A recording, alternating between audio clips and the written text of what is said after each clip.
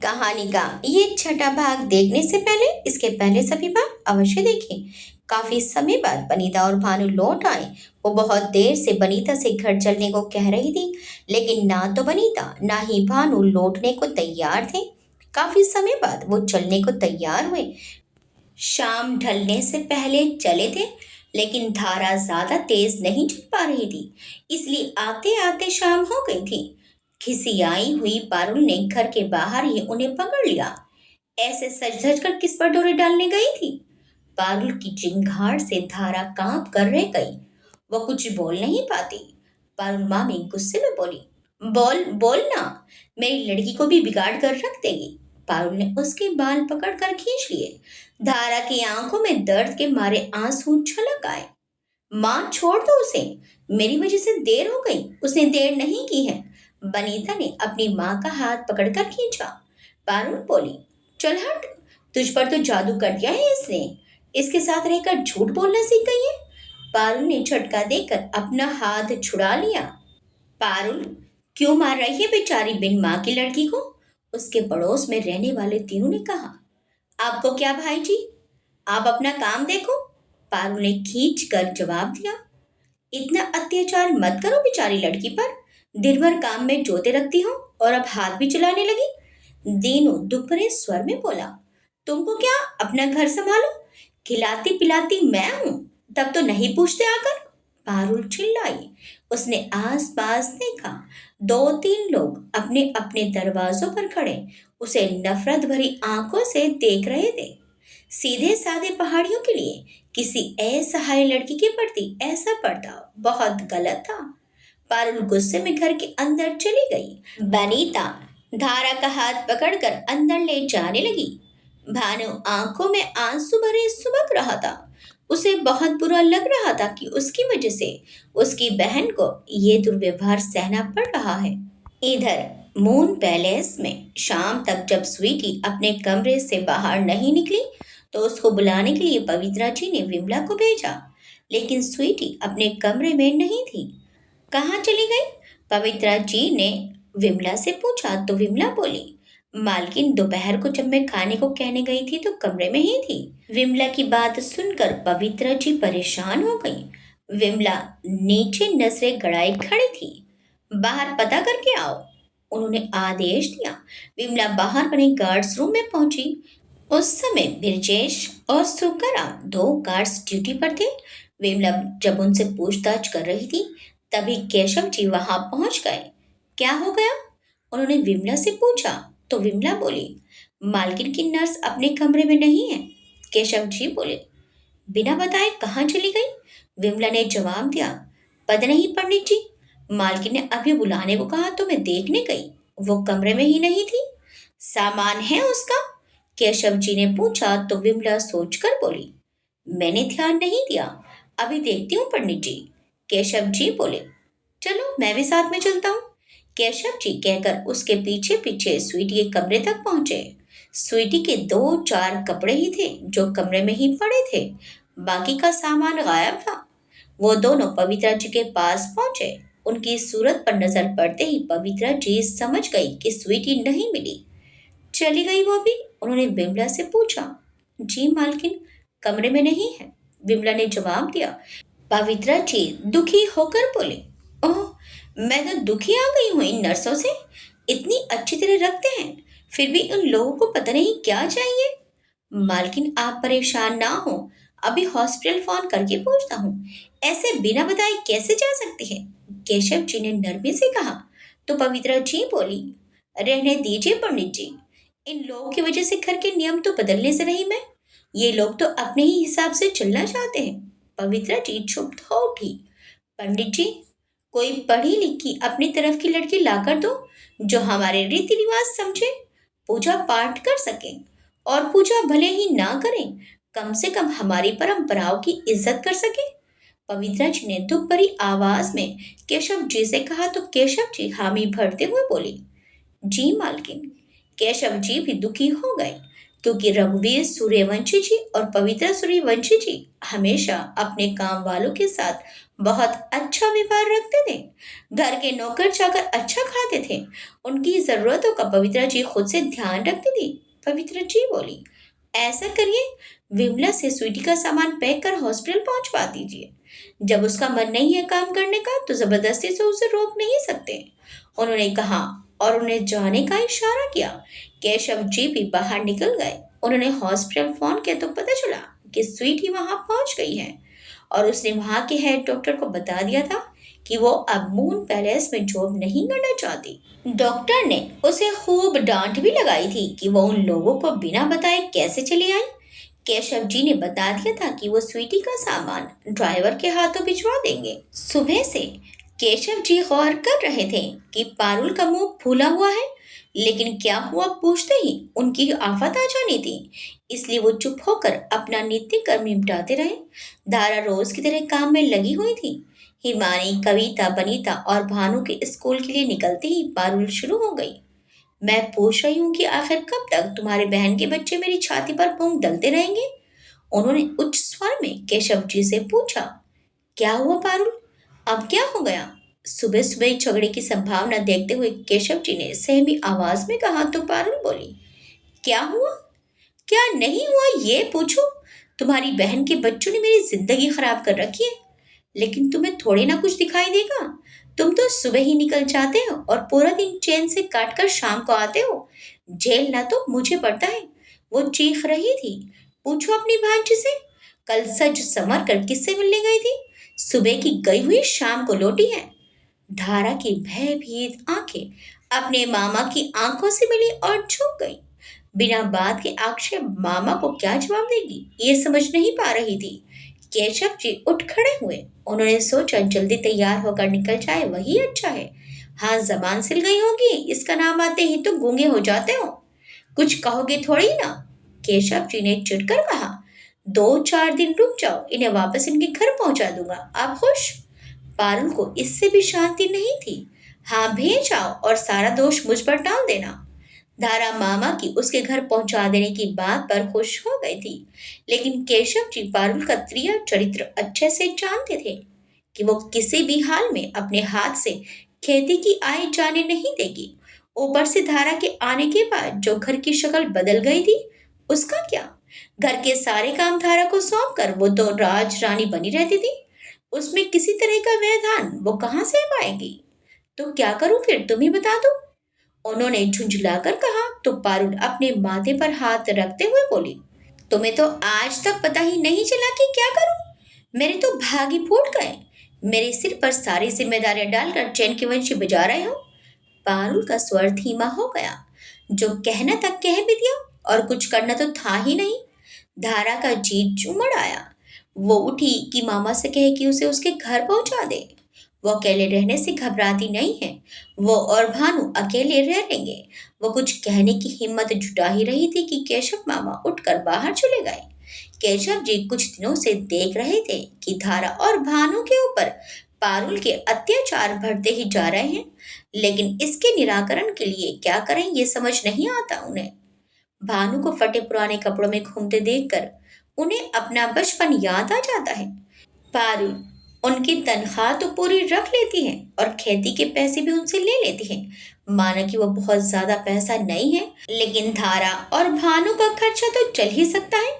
फिर भी खेती का पैसा बच्चों पर खर्च करने की बजाय पारुल की जेब में चला जाता है और 4 रोटी खिलाने के नाम पर वो इतना बोलती है कि उससे केशव जी की कुछ पूछने की हिम्मत ही नहीं होती।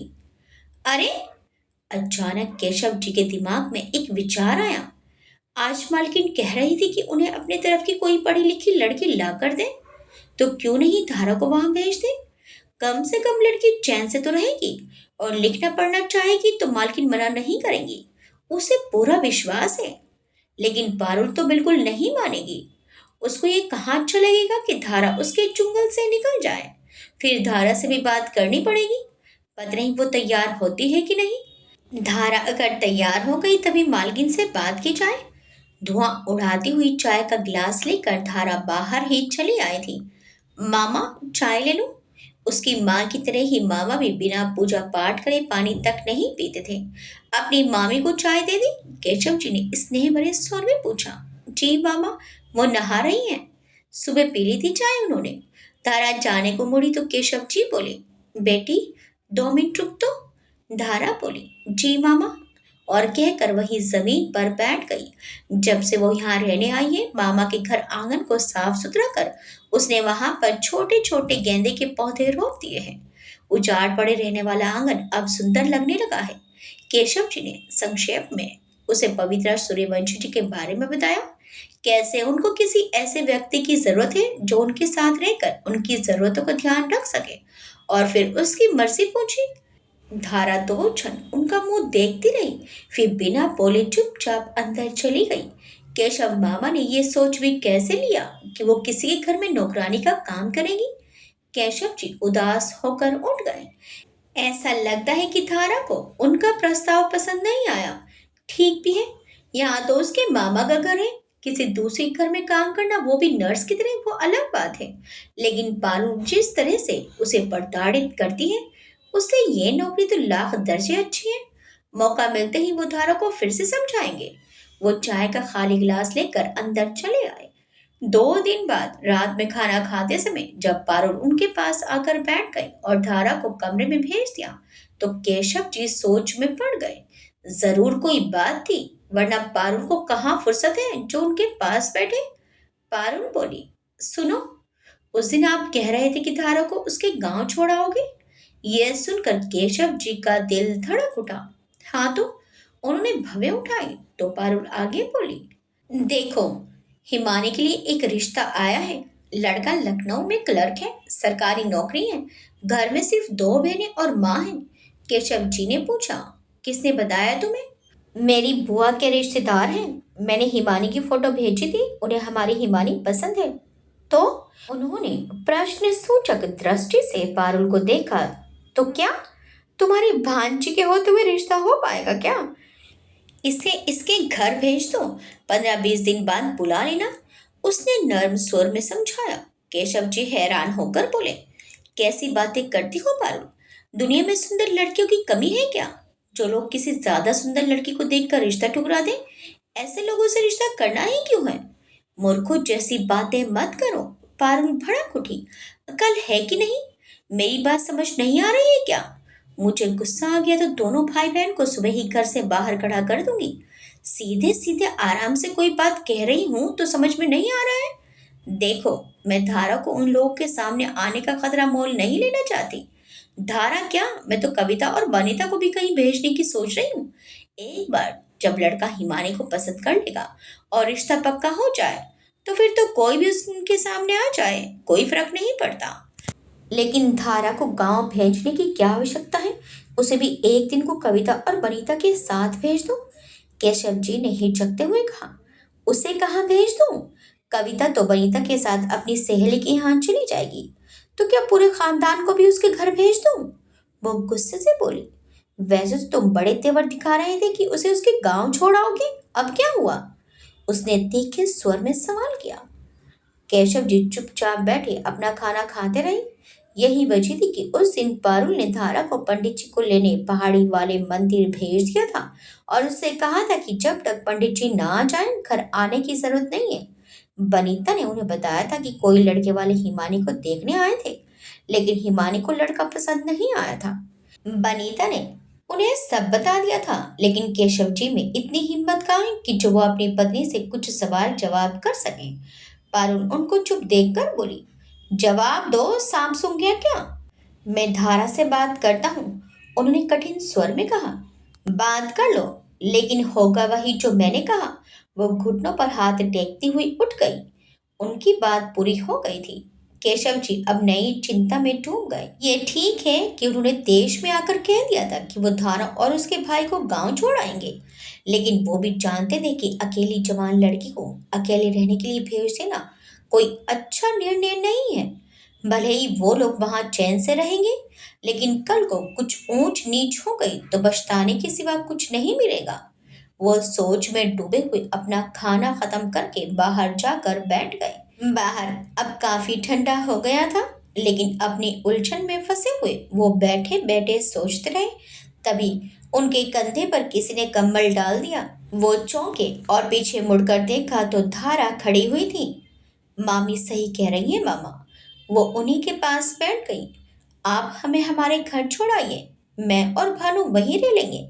मैं कुछ ना कुछ काम करूंगी और भानु का ध्यान रख लूंगी, वो धीमे स्वर में बोली। केशव जी ने उसकी बात सुनकर जवाब दिया, लेकिन बेटी, तुम्हारा खर्चा कैसे चलेगा? रात बिरात कोई जरूरत पड़ी तो कहाँ भागती फिरोगी? मामा, हम लोग रह लेंगे, आप हमारे लिए परेशान मत हो। ऐसे कैसे परेशान ना हो? धारा की बात सुनकर केशव जी की आंखें गीली हो गई। तेरी माँ ने हाड़ तोड़ मेहनत करके पाला था मुझे। कितनी बड़ी थी मुझसे, केवल 5 साल, लेकिन बच्ची की तरह संभालती थी मुझे। माँ अंधी थी, घर भी संभाल नहीं पाती थी। मेरी दीदी घर संभालती थी, खेतों में मजदूरी करती थी, लेकिन कभी मुझे भूखे पेट सोने नहीं दिया। वो रो दिए। तू सोचती होगी कि मामा निराकार है, मामी के सामने तो जबान खुलती नहीं और बड़ी बड़ी बातें कर रहा है। वो बोलते गए, लेकिन क्या बताऊं बेटा, शराफत भी इंसान को दब्बू बना देती है। पारुल को तो किसी की इज्जत की परवाह होती नहीं है, लेकिन मैं ये किले नहीं झेल पाता हूँ। अपनी इज्जत के लिए ही चुप रह जाता हूँ। माँ बाप दोनों घर के बाहर लड़ते हो तो बच्चों पर बुरा असर पड़ेगा, यही सोचकर खामोश रहता हूँ। वो अपने आंसू पोंछ कर बोले, मेरी दीदी के बच्चे मुझे बहुत प्यारे हैं, लेकिन तुम लोगों के लिए कुछ भी कह नहीं पाता हूँ। जिस दिन मैंने तुम्हारे लिए कुछ कहना शुरू कर दिया, पारुल तुम लोगों को अपना दुश्मन समझ लेगी। मैं जानती हूँ मामा, आपको कहने की जरूरत नहीं है। धारा ने सिर हिला दिया। लेकिन बेटी, तुम गांव में रहेगी तो मैं कैसे निश्चित रह पाऊंगा? फिर क्या खाएगी, कैसे रहेगी? खेती के तो मामूली पैसे आते हैं, उससे कैसे खर्च चलेगा? मैं कुछ काम कर लूंगी, वो बोली। क्या काम करेगी? गांव में क्या काम मिलेगा बेटा? अगर जमुना दीदी होती तो मैं 1 मिनट भी नहीं सोचता, वो तेरी मदद हर हाल में करती। लेकिन अकेले कैसे? फिर गांव में तेरा कोई भविष्य नहीं है। 2-4 साल में लोग ब्याह के लिए दबाव डालने लगेंगे, फिर भानु का क्या होगा? वो यूं ही ठोकरे खाता फिरेगा। धारा दृढ़ आवाज में बोली, नहीं मामा, मैं चाहे खुद परेशानी उठा लूंगी, लेकिन भानु को परेशान नहीं होने दूंगी। लेकिन जब तक तू ही सहारे की मोहताज होगी तो भानु को कैसे सहारा देगी? केशव जी ने पूछा। तो फिर क्या करूं मामा, और कहाँ जाऊं? बेबसी से धारा की आंखें भीग गई। मेरी बात मान ले बेटा, तुम मालकिन के यहाँ बहुत आराम से रहेंगी। काम ज्यादा नहीं है, बस उनका ख्याल रखना। तुम्हें बस मालकिन का ध्यान रखना है। उनके काम करने के लिए बहुत से नौकर हैं, सबका अपना अपना काम है। वो बहुत अच्छी महिला है, बहुत उदार और नरम दिल की है। वो तुम्हारा खुद ध्यान रखेंगी। एक बार उन्हें तुम पर विश्वास हो गया तो फिर वो तुम्हारे लिए सब कुछ करेंगी। बेटी, तू मून पैलेस में बहुत सुरक्षित रहेगी, और उसके अलावा तू चाहे तो अपनी पढ़ाई भी फिर से शुरू कर सकती है। वहां रहकर तुम्हें काफी समय मिल जाया करेगा अपनी पढ़ाई के लिए। फिर से पढ़ाई पूरी कर सकती हो, और जब हाथ में 4 पैसे होंगे तो अपने भाई का भी ख्याल अच्छे से रख पाओगी। धारा खामोश रही, लेकिन पढ़ाई वाली बात उसे अच्छी लगी। वो अब सोच रही थी कि कुछ बातें तो केशव जी मामा सही कह रहे हैं। गांव में अपने घर में उसे सुकून मिलेगा, और जैसे कैसे कुछ भी करके वो अपना और भानु का पेट तो भर ही लेगी।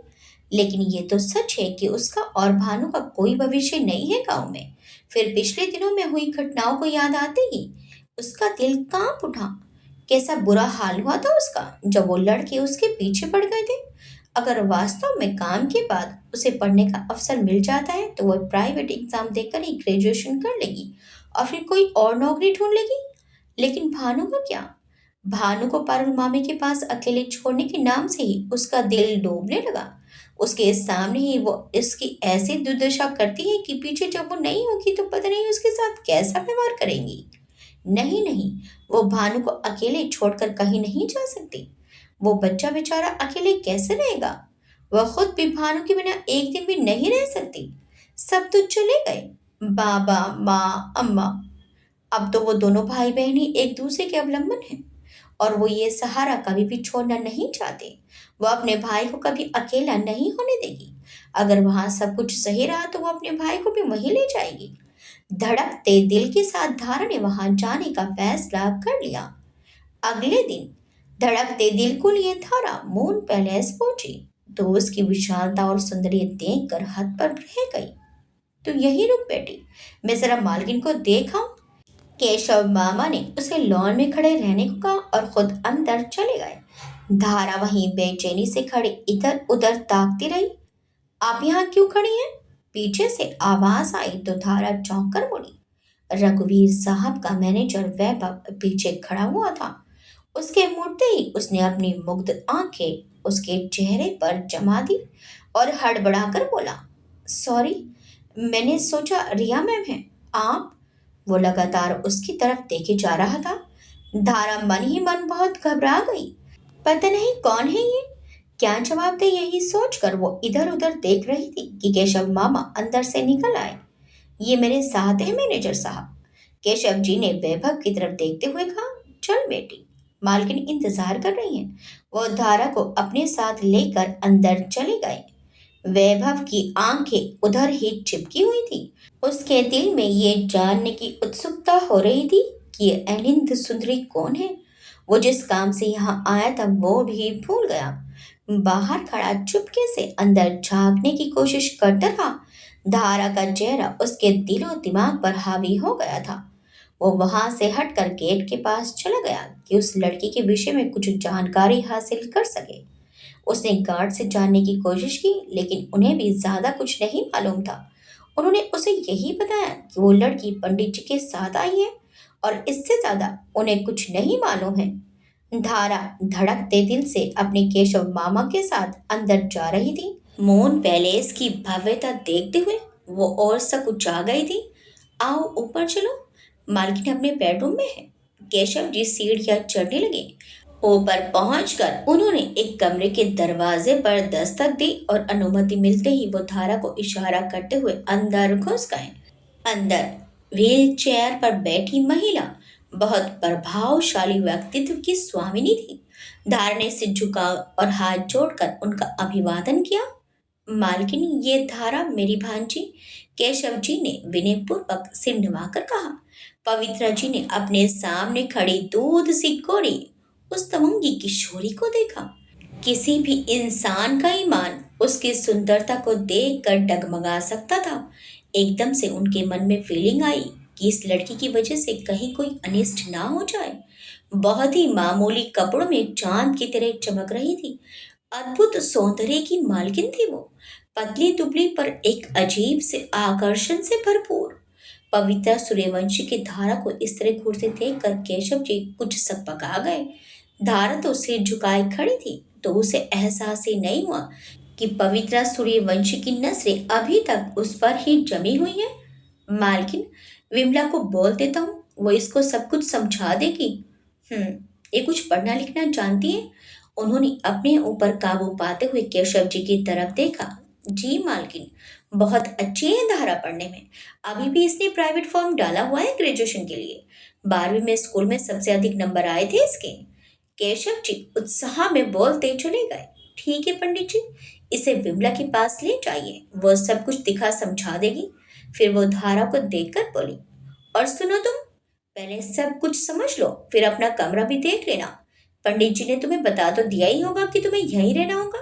पवित्रा जी ने कहा तो धारा ने सुस्पष्ट स्वर में कहा, मैं आज तो यहाँ नहीं रुक पाऊंगी। क्यों? आज क्यों नहीं रुकोगी? पवित्रा जी ने सख्त स्वर में पूछा। मेरा छोटा भाई अकेला है, उसे नहीं छोड़ सकती, धारा ने इस फुट स्वर में जवाब दिया। पवित्रा जी ने ना समझ आ पाने भाव से केशव जी की तरफ देखा। आपने तो बताया था कि ये दोनों बच्चे आपके साथ ही रहते हैं। जी मालकिन, धारा में ध्यान रखूंगा भानु का, तुम बेफिक्र रहो।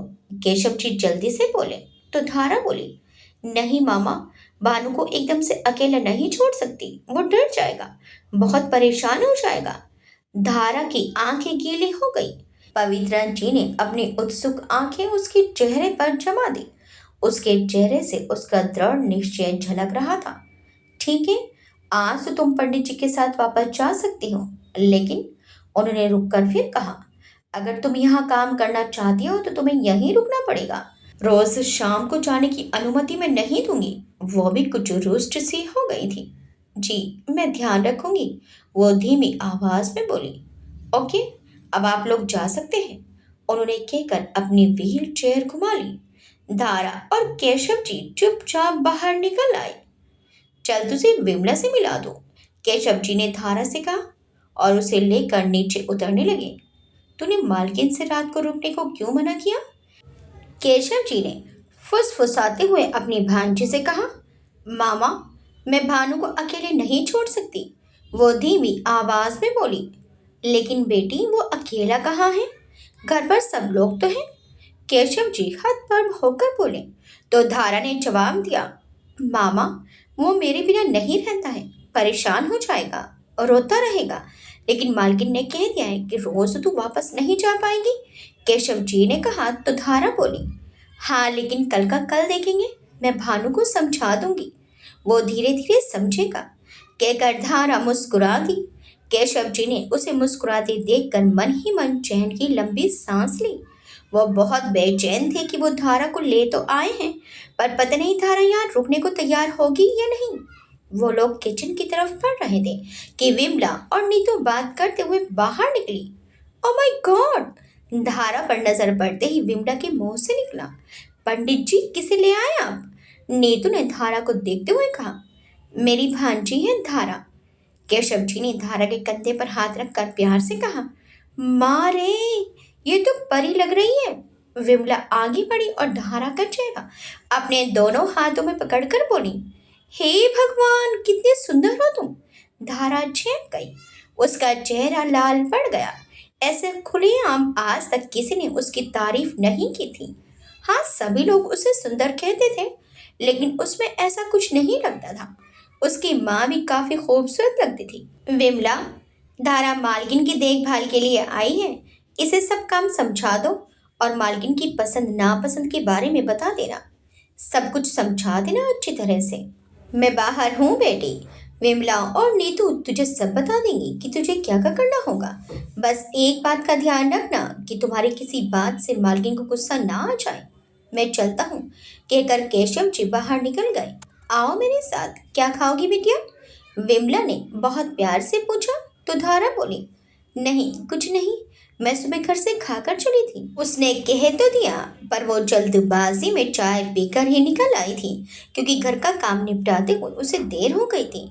इस समय तक उसे बहुत भूख लग रही थी, लेकिन मामी के घर में रहते हुए वह अपनी भूख मारना बखूबी सीख गई थी। चलो, मैं तुम्हारे लिए कुछ खाने पीने को लाती हूँ, यहाँ कुर्सी पर बैठ जाओ, नीतू ने धारा से कहा। मैं भी आपके साथ ही चलती हूँ, धारा ने सकुचाते हुए कहा। विमला ने उसका हाथ थामा और उसे किचन में ले गई। धारा ने देखा कि किचन बहुत बड़ा था और उसमें भी कुर्सियां और एक बड़ी सी टेबल पड़ी थी। बहुत ही सुंदर किचन था।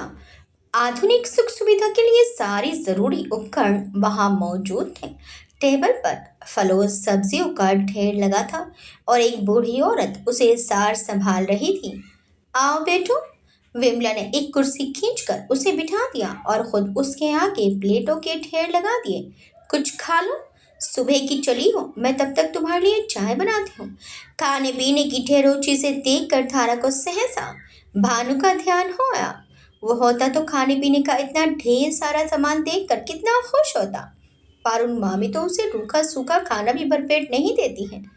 अपने छोटे भाई का दुबला मुख याद करते ही धारा की आंखें छलछलाई। उसने चुपके से अपनी आंखें पोंछ ली, क्योंकि विमला और नीतू अपनी बातों में मगन थी। विमला ने चाय का सुंदर सा कप उसके सामने लाकर रखा तो वो चाय की घूंट भरने लगी, लेकिन लाख चाहने पर भी सामने रखी नाना प्रकार की वस्तुएं उसके मुंह तक नहीं जा सकी। विमला और नीतू के लाख मनुहार के बाद भी वह उसमें से एक टुकड़ा भी खा नहीं सकी। बार बार अपने अधभरे पेट वाले छोटे भाई का चेहरा उसकी आंखों के आगे आने लगा। दारा शाम को जब लौटी तो भानु घर के बाहर कुल्हाड़ी लेकर लकड़ी के छोटे छोटे टुकड़े कर रहा था। उसके कुछ बोलने से पहले ही केशव मामा बोल पड़े। अरे बेटा, कुल्हाड़ी छोड़, लग जाएगी, तुझे क्या जरूरत है लकड़ी काटने की? मामी ने कहा है कि लकड़ी काट कर रखना, नहीं तो खाने को नहीं दूंगी। भानु ने गुस्से से तमतमाकर कहा। हाँ हाँ, आते ही आग लगाने लगा। तेरा तो ऐसा गाल सुझाऊंगी कि बातें बनाना भूल जाएगा। पारुल पता नहीं कहाँ से प्रकट हुई और लपक कर भानु की तरफ बढ़ी। भानु जल्दी से धारा के पीछे दुबक गया। केशव जी आगे होकर धारा के आगे खड़े हो गए। क्या करती हो पारुल? जरा सा लड़का है, उसके हाथ में कुल्हाड़ी थमा दी, जरा सी देर में लग लगा जाए तो। हाँ जरूर, एक तो तुम सुकोमल हो और दूसरा तुम्हारा भांजा। पारुल तो लोहे की बनी है, सारा दिन तुम्हारे घर की चाकरी करे और तुम्हारी दीदी के बच्चों को पान की तरह फेरती रहे। पारुल गुस्से में बौखला गई थी। केशव जी बोले, धारा जाओ तुम चाय बनाओ, मैं जरा सी देर में कुल्हाड़ी चीर देता हूँ। ये ले बेटी, मेरा थैला भी लेती जा, मैं अभी आया। उन्होंने अपने कंधे से उतार कर थैला धारा को पकड़ा दिया। पारुल ने गुस्से से घूर कर केशव जी को देखा और गुस्से से फनफनाती हुई अंदर चली गई।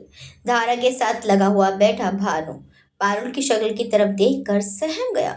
धारा ने आंखों ही आंखों में उसे आश्वस्त किया और चूल्हे की लकड़ियां संभालने लगी। थोड़ी देर में केशव जी ने लकड़ियों का ढेर लाकर आंगन में लाकर एक तरफ लगा दिया और फिर पानी लेकर हाथ मुंह धोने लगे। इधर मून पैलेस में अरिजीत फोन पर पवित्रा जी से बात कर रहा था। मॉम, आपको उस गांव की लड़की को रखने की क्या जरूरत है? कोई अच्छी सी ट्रेंड नर्स रखिए, उस लड़की को क्या ही आता होगा। अरिजीत ये सुनकर इरिटेट हो गया कि पवित्रा जी ने अपनी देखभाल के लिए केशव जी के गांव की कोई लड़की रखी है। पवित्रा जी बोली, पंडित जी कह रहे थे कि वो पढ़ी लिखी लड़की है, कितनी नर्सों को झेल चुकी हूँ, इसे भी रखकर देख लेते हैं। अरिजीत उनकी बात सुनकर बोला, लेकिन मॉम आप क्यों रिस्क ले रही हैं? पवित्रा जी बोली, कोई रिस्क नहीं है बेटा, जब जरूरत होगी तो डॉक्टर को बुला लूंगी, तुम यूं परेशान मत हो। कब आओगे तुम? उन्हें लाड से पूछा तो अरिजीत बोला, देखिए मॉम, मन तो बहुत कर रहा है आप लोगों से मिलने और घर आने का। उसने गहरी सांस ली, लेकिन अभी बहुत टाइट स्केड्यूल है, मौका लगते ही आऊँगा मॉम। आप अपना बहुत ध्यान रखिए। बाबा सो गए? नहीं बेटा, अपने स्टडी रूम में है, कुछ पेपर स्टडी कर रहे हैं, अभी अभी वकील साहब उठकर गए हैं। पवित्रा जी ने बताया तो अरिजीत तनिक परेशान हो गया। कोई प्रॉब्लम है क्या मॉम? अरे नहीं बेटा, बिजनेस से रिलेटेड कुछ पेपर्स तैयार करने थे, वकील साहब सब कुछ तैयार करके लाए थे, अब बाबा को स्टडी के लिए दे के गए हैं। ओह अच्छा मॉम, अब आप भी आराम करिए, मैं अब कल फोन करूंगा। ओके गुड नाइट, पवित्रा जी ने प्यार से कहा। गुड नाइट मॉम कहकर अरिजीत ने फोन रख दिया।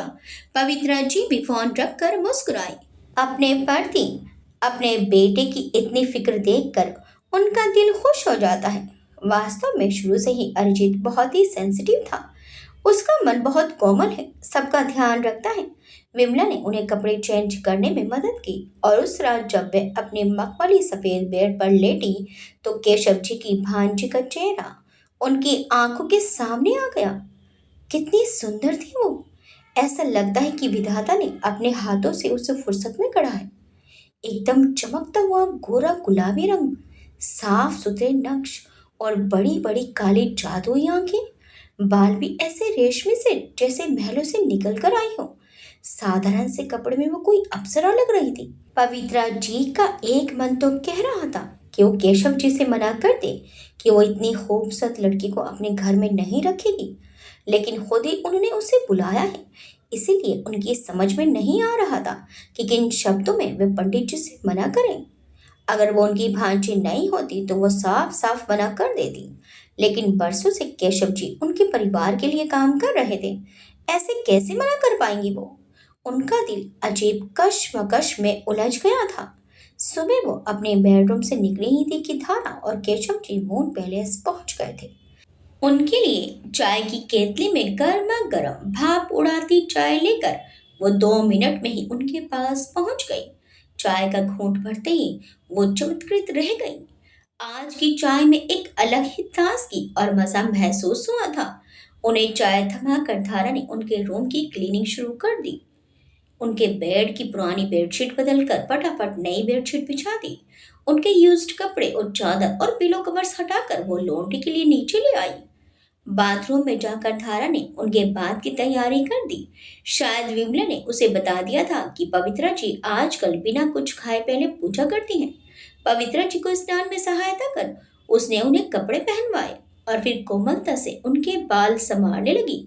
अपने नर्म हाथों से उसने पवित्रा जी के हाथ पैरों में लोशन लगाया और फिर उनकी व्हील चेयर लेकर नीचे पूजा घर में पहुंच गई। पवित्रा जी अच्छे बच्चों की तरह चुपचाप उसको सब कुछ सहजता से करते देखती रही। पूजा घर में अधेड़ उम्र की सुमन भगवान को चंदन घिस कर लगा रही थी। मालकिन को आते देखकर वो एक तरफ हट गई। धारा ने बड़ी श्रद्धा से भगवान के चरणों में सिर निवाया और पीछे हटकर खड़ी हो गई। सुमन ने पूजा के बाद आरती गाई और फिर प्रसाद की थाली लेकर पवित्रा जी के पास चली आई। उनके हाथ पर थोड़ा सा प्रसाद और आरती देने के बाद वो धारा वे और लोगों की तरफ बढ़ गई। ब्रेकफास्ट की टेबल पर धारा के घर के मालिक रघुवीर सूर्यवंशी साहब से मुलाकात हुई। उनके विनम्र भाव से नमस्ते करने पर उन्होंने बड़े ही अच्छे से उसका प्रत्युत्तर दिया। आओ बेटी, तुम भी हमारे साथ ब्रेकफास्ट करो, उन्होंने स्नेहिल भाव से उससे कहा। पवित्रा जी ने भवें सिकोड़कर उनकी तरफ देखा। आज से पहले रघुवीर साहब ने किसी काम करने वालों को अपनी डाइनिंग टेबल पर बैठने की परमिशन नहीं दी थी, फिर चाहे वो उनका मैनेजर ही क्यों ना हो। वो कुछ कहना चाहती थी, लेकिन उन्होंने अपने मन के भावों को काबू करके पानी का गिलास अपने होठों से लगा लिया। सर, आप और मैं ब्रेकफास्ट करिए, मैं किचन में ही खाऊंगी, उसने विनम्रता से हाथ बांधकर कहा। उसने बहुत कायदे से पवित्रा जी को ब्रेकफास्ट सर्व किया और दोनों के गिलासों में फ्रेश जूस सर्व किया और फिर वहां से हट गई। पहले ही दिन उसे इस तरह रूटी रहित तरीके से काम करते देखकर पवित्रा जी को वास्तव में प्रसन्नता हुई। वो सोच रही थी कि गांव में रहने वाले केशव जी की भांजी भी उन्हीं की तरह होंगी, लेकिन धारा ने उन्हें आश्चर्य में डाल दिया। वो एक अभ्यस्त नर्स की तरह उनकी देखभाल कर रही थी, बल्कि नर्स से ज्यादा कुशलता से सब कुछ मैनेज कर रही थी। कई बार नई आई नर्स को उन्हें बताना पड़ता था कि वो क्या चाहते हैं और उन्हें क्या करना है। उनकी पसंद नापसंद भी बार बार बताने पर ही नर्स समझ पाती थी। जैसा कि केशव जी ने बताया था कि धारा हमेशा से गांव में ही रही थी, फिर उसने ये तौर तरीके पता नहीं कहाँ से सीखे थे। धारा को उसके पिता कई बार बाहर घुमाने ले जाते थे। वो और उसकी माँ उसके बाबा के साथ बहुत बार देहरादून चले जाते थे, लेकिन तब धारा काफी छोटी थी। पता नहीं उसके अवचेतन मन में या बचपन की यादों में किसी अच्छी जगह बिताए गए कुछ पल याद रह गए थे। ये उसे भी ठीक ठाक पता नहीं था। ना तो वो ऐसी आलीशान कोठी में कभी रही थी, ना ही ऐसा कुछ उसने देखा था। लेकिन कल वो सारे दिन बिमला को काम करते हुए देखती रही थी और उसे अपने दिमाग में बिठाती रही थी। बहरहाल पवित्रा जी को उसका काम बहुत पसंद आया था।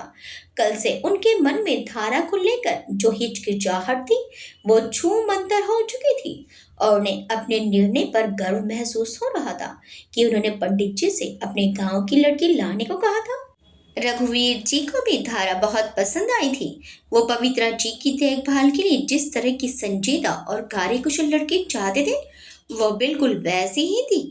जब तक पवित्रा जी और रघुवीर साहब ब्रेकफास्ट करते रहे, वो किचन के डोर पर खड़ी उनके कुछ जरूरत होने पर फौरन सर्व करने के लिए तत्पर खड़ी रही।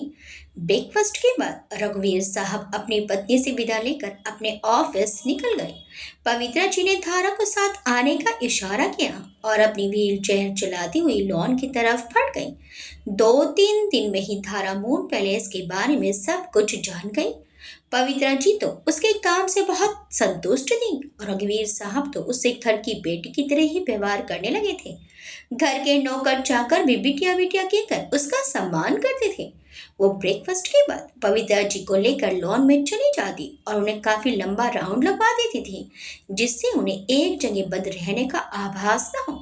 और रात में वो उनके पैरों की हल्की हल्की मसाज कर देती थी।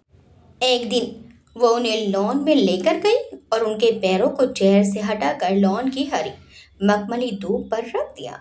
पवित्रा जी ने आंखें बंद करके गहरी सांस ली।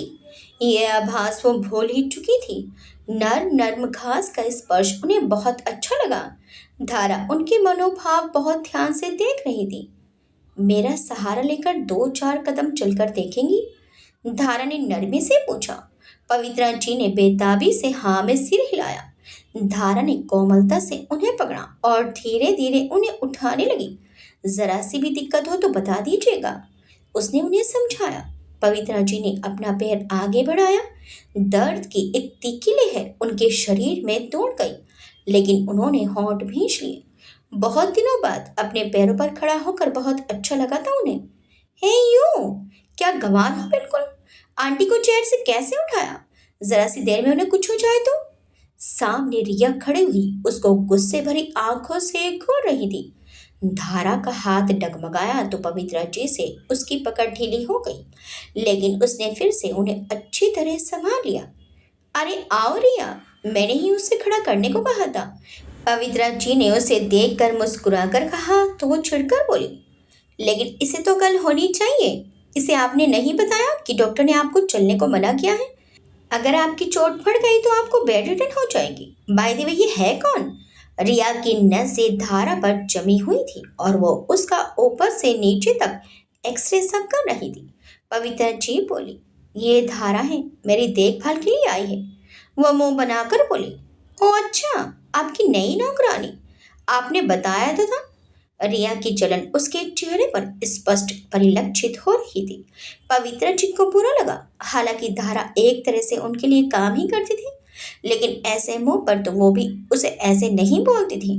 धारा निर्विकार चेहरा लिए उन्हें सहारा देकर चलने में मदद करती रही। इतनी देर में धारा ने 2-4 कदम चलाकर पवित्रा जी को बड़ी सावधानी से वापस व्हील चेयर पर बिठा दिया था। वो उन्हें उठाकर व्हील चेयर को थामे रही थी कि रिया ने उसके हाथों से चेयर ले ली। तुम अंदर जाकर अपना काम देखो, आंटी को मैं देख लूंगी, उसने गुस्से से तमतमा कर कहा। धारा ने पवित्रा जी की तरफ देखा तो उन्होंने भी धारा को जाने का इशारा कर दिया। धारा छोटे छोटे कदम उठाती हुई अंदर चली गई। ईर्ष्या में झुलसती रिया पवित्रा जी की चेयर धकेलने लगी। आंटी भी आंख की अंधी है क्या? ऐसी लड़की को अपने घर में रखा है जिसकी खूबसूरती देखकर मैं पागल हुई जा रही हूँ। पता नहीं और लोगों का क्या हाल होगा। इस लड़की ने अरिजीत पर डोरे डालने शुरू कर दिए तो क्या होगा? नहीं नहीं, किसी तरह मुझे इसे यहाँ से भगाना पड़ेगा। अपनी इस सोचों में खोई हुई उसने लॉन में बड़ी सीढ़ियों पर व्हील चेयर चढ़ा दी। पवित्र जी की कराहट से उसका ध्यान गया तो अपनी गलती मानने की जगह वो बोल पड़ी। देखा आपने, होने लगा दर्द आपको। मैं मना कर रही थी आपको। आंटी, डॉक्टर ने आपको मना किया था ना ऐसी एक्टिविटीज के लिए। पवित्रा जी चुप रह गई। वो रिया की मनोस्थिति अच्छी तरह समझ रही थी। पहले पहले उन्हें भी धारा को देखकर डर लगा था कि इतनी सुंदर लड़की को रखना सही है या नहीं, लेकिन धारा बहुत सादा और सहज लड़की थी और इसके अलावा कुछ दिनों में उसने अपनी कार्य कुशलता से सबको मोह लिया था। विशेषकर पवित्रा जी की सेवा वो नौकरी की तरह नहीं, दिल से करती थी। विमला, विमला, और यानी अंदर आते ही आवाज लगानी शुरू कर दी। विमला तेज कदमों से अंदर आई तो उसने विमला को सोफे पर कुशन अच्छी तरह व्यवस्थित करने को कहा। विमला ने कुशन लगा दिए, लेकिन रिया का मूड ऑफ था, इसलिए वो उस पर भी बरस पड़ी। कितनी बार समझाया है तुम्हें, ठीक से लगाओ। पता नहीं दिमाग कहाँ रहता है तुम्हारा। उसने व्हील चेयर का हैंडल छोड़ा और कुशन अपने हिसाब से लगा दिए। जाओ कॉफी लेकर आओ मेरे लिए, उसने विमला को आदेश दिया। विमला जाने लगी, लेकिन फिर मुड़कर उसने पूछा, मालकिन आपके लिए कॉफी ले आऊं? पवित्रा जी बोली, नहीं विमला, साहब को आने तो उनके साथ ही पीऊंगी। कुछ खाने के लिए? विमला अभी भी खड़ी थी। नहीं नहीं, अभी मन नहीं है, कहकर पवित्रा जी मुस्कुरा दी। विमला किचन की तरफ चली गई। अंदर नीतू और धारा कुर्सी पर बैठकर सब्जियां काट रहे थे। अभी रिश्ता पक्का हुआ नहीं और ऐसे हुक्म झाड़ती है कि पूरे घर की मालकिन है। विमला अंदर आकर बड़बड़ाने लगी। क्या हुआ, किसके बारे में कह रही हो? नीतू ना समझ आने वाले भाव से पूछने लगी। और कौन? वही मालकिन की दोस्त की लड़की। क्या तो नाम है उसका? विमला मुंह बनाकर गैस जलाते हुए बोली। आज फिर आ गई? अभी 10 दिन पहले तो आई थी। नीतू ने आंखें चलाई। तो क्या हुआ, उसका घर है, जो चाहे करे। नीतू की बात सुनकर विमला ने कहा, मुझे तो लगता ही नहीं कि छोटे साहब उसे पसंद करेंगे। छोड़ो ये सब बातें, हमें क्या जरूरत है उन लोगों के बारे में बात करने की। नीतू ने विमला को रोका। विमला दी, बैठ जाइए आप थोड़ी देर, लाइए मैं कॉफी बना दूं। अरे नहीं बेटा, तेरा थोड़ी काम है कॉफी बनाने का, विमला ने प्यार से कहा। कोई बात नहीं, मैं बना देती हूँ, आप ले जाइएगा। आप खाने के लिए कुछ निकाल लीजिए। विमला मुस्कुरा कर सामने से हट गई तो धारा कॉफी बनाने लगी। आंटी चलिए ना, किसी दिन शॉपिंग के लिए चलते हैं। रिया ने पवित्रा जी से आग्रह किया तो पवित्रा जी बोली, हाँ जरूर चलेंगे, 2 दिन बाद मुग्धा भी आ जाएगी, तब सब लोग साथ में चलेंगे। पवित्रा जी कहकर मुस्कुराई। Oh that's very good, Mugdha आ जाएगी तो फिर और मजा आएगा। रिया ने खुशी जताते हुए कहा, मैं मॉम से बात करती हूँ, उन्हें और मासी को भी ले चलेंगे।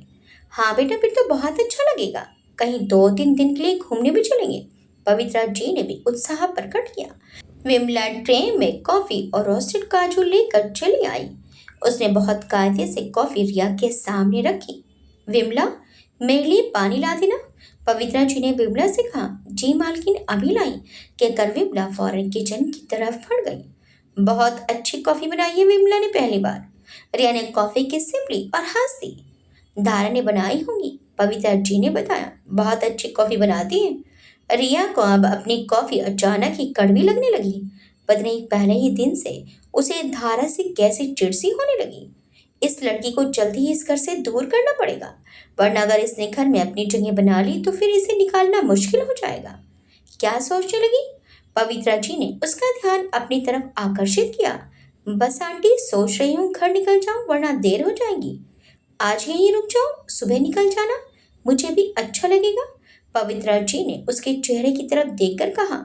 ओह, रुक तो सकती हूँ पर मॉम से बात करनी पड़ेगी, उसने कहा तो पवित्रा जी बोली, हाँ बेटा बात कर लो, थोड़े समय बाद अरिजीत भी आ जाएगा, तब तो तुम्हें यहीं रोक लूंगी। पवित्रा जी की बात सुनकर रिया के मुंह पर शर्म की लाली छा गई।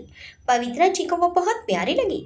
डोंट वरी, तुम्हारी मॉम से मैं परमिशन ले लूंगी, उन्होंने कहा। मैं अभी आई, जरा मॉम को बता दूं मैं यहाँ रुक रही हूँ, वो उठते हुए बोली। अरे अपनी कॉफी तो पी लो, पवित्रा जी ने टोका। वो बोली, अब मन नहीं कर रहा आंटी, मैं जरा मॉम से बात कर लूं। रिया उठी और बाहर निकल गई। पवित्रा जी ने गहरी सांस ली और विमला को आवाज लगाने लगी। विमला के आने के बाद उन्होंने उसे रिया के लिए रूम तैयार करने का आदेश दिया और खाने में कुछ अच्छा और स्पेशल बनवाने को कहा। विमला को रिया के लिए रूम तैयार करने को कहकर उन्होंने अरिजीत को फोन लगा लिया। 2-3 रिंग जाते ही अरिजीत ने फोन उठा लिया। हेलो मॉम, कैसी हैं आप? अभी आपको ही फोन मिलाने जा रहा था मैं। हम्म, मुझे पता था, इसलिए तो मैंने फोन मिला लिया, पवित्रा जी खुशी भरी आवाज में बोली। आज तो आप बहुत खुश लग रही हैं, क्या हुआ, कुछ तो बात जरूर है, उसने हंसते हुए पूछा तो पवित्रा जी बोली, हाँ बेटा, तुम्हें कैसे पता कि मैं खुश हूँ?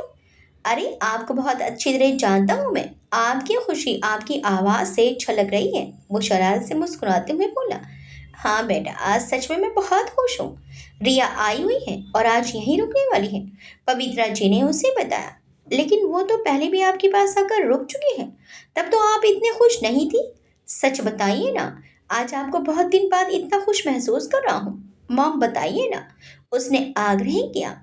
अब पवित्रा जी अपने को रोक नहीं पाई। उन्होंने अरिजीत को बता दिया कि वो आज बहुत दिनों बाद अपने पैरों पर खड़ी हुई थी और 2-4 कदम चलकर भी देखे उन्होंने। आप ऐसा कैसे कर सकती है मॉम? कौन है वो बेवकूफ लड़की जिसने आपको पैरों पर खड़ा कर दिया? अभी मेरी बात कराइए, आपको कुछ हो जाता तो? डॉक्टर ने सख्ती से आपको इस तरह के मूवमेंट्स के लिए मना किया है। पवित्रा जी की बात सुनकर वो सख्त गुस्से से बोला, इसीलिए मैं कह रहा था कि किसी ट्रेंड नर्स को रखिए। मॉम, आपको पता है ना कि कितना बड़ा रिस्क लिया है आपने, प्लीज आइंदा ऐसा कुछ मत करना, मुझसे बात कराइए उस मूर्ख लड़की की। अगर आपको जरा सा भी नुकसान पहुंचा तो मैं उस लड़की की बहुत बुरी हालत कर दूंगा। पवित्रा जी उसे शांत करते हुए बोली, अरे रिलैक्स बेटा, मुझे कुछ नहीं हुआ है और वो लड़की तो बहुत मन से मेरे काम करती है, रात में मेरे पैरों की इतनी अच्छी मसाज करती है कि थकान खत्म हो जाती है, मुझे तो अपने पैरों में अब थोड़ी ताकत भी महसूस होने लगी है। वो उत्साहित सी बताती चली गई।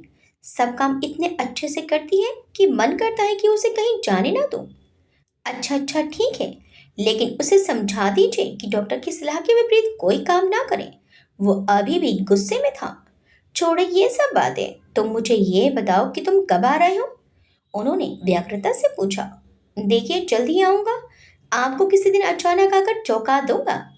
अच्छा, सरप्राइज देना चाहते हो मुझे? कहीं मैं ही सरप्राइज ना कर दूं तुम्हें? वो कहकर धीमे से हंसी। कैसे सरप्राइज करेंगी मुझे? वो उन्हें छेड़ रहा था।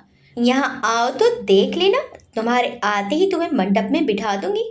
अरे नहीं मॉम, इतना बड़ा सरप्राइज मत देना। मैंने आपकी बात मान तो ली, अब थोड़े दिन जानने समझने का वक्त तो दीजिए। वो कहकर गंभीर हो गया।